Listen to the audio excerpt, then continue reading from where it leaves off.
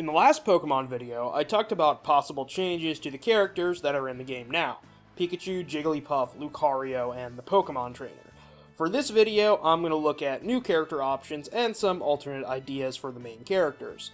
Like I said in the last video, the only character I think that's set in stone is Pikachu, for obvious reasons. I think everyone else is up in the air, or at least subject to change. I'm going to do the Pokemon Trainer last, as I think there's a lot of ways that one could go. The first character, and probably the most likely newcomer in my opinion, is Mewtwo or Mega Mewtwo. For those who might be unaware, one of the new mechanics for Pokemon X and Y is Mega Evolutions. It's a process in battle that lets Pokemon who can't normally evolve take on a fancy new form and gain the ability to use super attacks.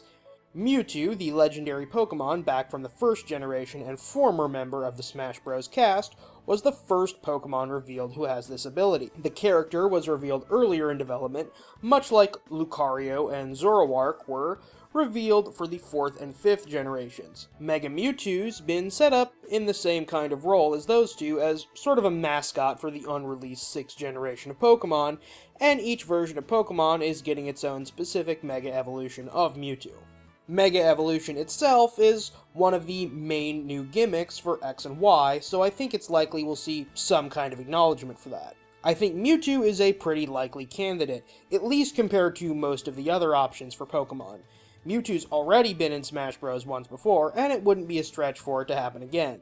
Especially since Mewtwo, Lucario, and Mega Mewtwo would likely end up sharing a very similar moveset, and in that light, I think it's fairly likely we're going to see Lucario get cut from the game and replaced with Mega Mewtwo. It also solidifies a representative for what will likely be the newest generation of Pokemon once Smash Bros. Actually releases, and the character's got history with Smash Bros. It's also appealing to a wide range of fans since Mewtwo was in the first generation, and Mega Mewtwo obviously has ties to that. Mega Mewtwo, or just regular Mewtwo with Mega Mewtwo as a final smash, would both be good options, especially if Mewtwo shows up in the new Pokemon game. Given how much they're promoting this one Pokemon prior to launch, I'd say that seems pretty likely. Mewtwo's also great for the Smash Bros. Roster. It's one of the few Pokemon that might be considered evil, so it counts as a villainous character, kind of. In Melee, it also had the flotation gimmick, which made it play a lot differently from other characters, and it had a lot of little unique features to it, like how it would move while carrying boxes and stuff like that. Beyond Mewtwo, things get a little more experimental. Usually, individual Pokemon aren't that important. There's nearly 1,000 of them with the release of Pokemon X and Y, and only a few of these out of that number have any kind of plot importance or special significance. Even fewer of those Pokemon have cross-generational appeal that might allow them to represent more than one game. The named human characters in the series are numerous, but limited in their utility and rather boring compared to their Pokemon counterparts. No one plays Pokemon for the human drama, and a character like the Pokemon Trainer is really only there to facilitate his Pokemon and fighting style. Still, I do think there are a few options. These kind of have to get creative for what they are, but I think these are probably some of the better ideas out there. The first of these, and probably my personal favorite, is Eevee. Eevee is one of the only Pokemon in the series with mass cross-generational appeal. It first appeared in Red and Blue, and could evolve into 3 different elemental forms in the guise of Flareon, Jolteon, and Vaporeon. In the 2nd generation, it gained 2 more forms in the Psychic-type Espeon and Dark-type Umbreon, and the 4th generation saw the addition of the Ice-type Glaceon and Grass-type Leafeon. The newest game looks to add at least 1 new Eevee form in Sylveon, which has the new Fairy type. So there's definitely some room to work with there. The wide range of elemental types and generational appeal means that Eevee covers a very wide swath of Pokemon history, and it's one of the few Pokemon to do so. Eevee's also been important in quite a few games. Many games give you an Eevee for free, and several of the spin-off titles have the players use an Eevee or Eevee evolutions as a starter or a main Pokemon, such as Pokemon Conquest or the Pokemon Stadium games on the GameCube. Eevee's also been an important Pokemon in several of the manga and anime spin-offs for the series, and in the anime it's one of Gary Oak's main Pokemon. It's also popular among the Pokemon fanbase, with both older and newer players. The real question is, how would Eevee play? Eevee has a lot of variety for move possibilities, but getting those to work would take some doing. The simplest way would be to take inspiration from how Mega Man or Pit's moveset works, with different moves from Eevee having different elemental attributes during the animations. If they really wanted to liven things up, they could feature some slight changes to Eevee's model during these attacks. An electrical attack might reave Eevee in lightning, shaped like Jolteon, or they could even temporarily alter the model itself to look like one of the evolved forms. Another option might be to have some kind of evolution mechanic for Eevee, in which you can change forms during fighting. Realistically, each form wouldn't be getting its own moveset. Instead, the different Eevee forms could just have slightly altered attack attributes depending on their elemental type. A projectile attack might do different things for each element, with only the color changing. A fire-type projectile hits and burns for a couple of seconds with additional damage. An ice-type attack might have a chance at freezing like the Ice Climbers do. A Psychic-type attack is faster, Dark-type is slower and more powerful, etc., etc. The stats for these forms could also be altered, sort of like clone characters, with each one being a little slower and more powerful, with another being lighter or faster.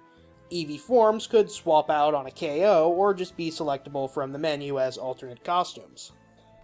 That sounds like a lot of work, but I don't think it would be too difficult from a modeling and animation perspective. The different Eevee forms are all pretty similar, and the developers could likely get away with creating one set of skeletal animations for the character, while making the different forms change nothing but the attributes of attacks, which is pretty easy, and the 3D overlay of the skeleton, which also wouldn't be too bad. I think it would also be pretty fun and interesting for the game itself, and Eevee would be one of the only four-legged fighters in Smash Bros. I don't really think there's anything preventing Eevee from being a good character, but I'm not super confident it's going to be an option, since, well, I pretty much just invented that entire concept up there. It's not a bad choice, but there's also no real super compelling reason that it has to be there. That's the problem with Pokemon in general. Just about anything from the series could work, and some work better than others, but there's no real thing saying which one's actually going to seem more or less likely. Another option would be one of the legendary Pokemon that forms the basis for many of the games in the series. Groudon, Palkia, Lugia, Dialga, Kyurem, Zekrom, etc. There's a lot of them to go around. These are some of the very few plot-relevant Pokemon in the series, and they have the added bonus of appearing on the box art for many of the games, which makes them recognizable. In terms of play, they'd probably be big and slow with projectiles. It's the only way that it makes sense. I don't think it's a very likely option. Dragons and Legendaries of the series are important, but none of them really trump any of the others to win out. There's no real reason that, say, Kyurem should beat out Dialga. However, as I mentioned in the last video, alternate costumes for Pokemon are a very easy way to get around this issue. A game like Pokemon has a lot of similar character types across multiple generations and games. Each generation has, for instance, one or two really popular Pokemon that fit into the Lucario Mewtwo profile as bipedal walking fighters that use energy-based attacks. These characters might not be similar in the Pokemon series itself, but they could be in a game like Smash Bros. Compare Blaziken to Lucario. They both got a pretty similar body shape and similar move types. It wouldn't be too difficult to create an alternate costume or model for a Lucario that looked like Blaziken. You wouldn't need to change anything but the visuals. Modders have done this sort of thing a lot, with varied success depending on the model they're working with and the character they're trying to emulate. Like what I said with Eevee above, the skeletal animations would be the same for both, so the only thing you would need to actually change is the model. Make a new model and you've basically got something you can pretend is a new character. I'm not saying these should be separate characters or clones, but simply alternate costumes.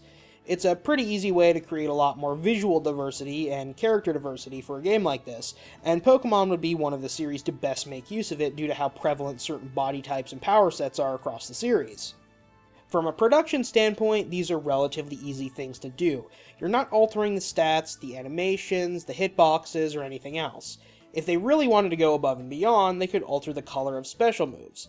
Make Blaziken's aura energy red to simulate fire. Maybe record new announcer dialogue saying Blaziken wins. The point is that with a little bit more extra work on a single moveset and a few models, you could gain a playable Pokemon from each generation and get multiple different elemental types and representation out of a single character slot. It's probably the easiest way to get around the lack of any singular good representatives for the series. Just have one slot represent a body type and fighting style, not an individual Pokemon. I would also say that as a fan of both Pokemon and Smash, I'd be fine with an arrangement like this if it meant a few funky looking animations or a slightly cheated model in order to get the hitbox to work right. That's it for this video. I've got one more in me for Pokemon, and I'll have it out soon. In that video, I'm going to cover some of the human characters I think might work, and give my final predictions for the actual roster. Thanks for watching, and let me know what you think in the comments.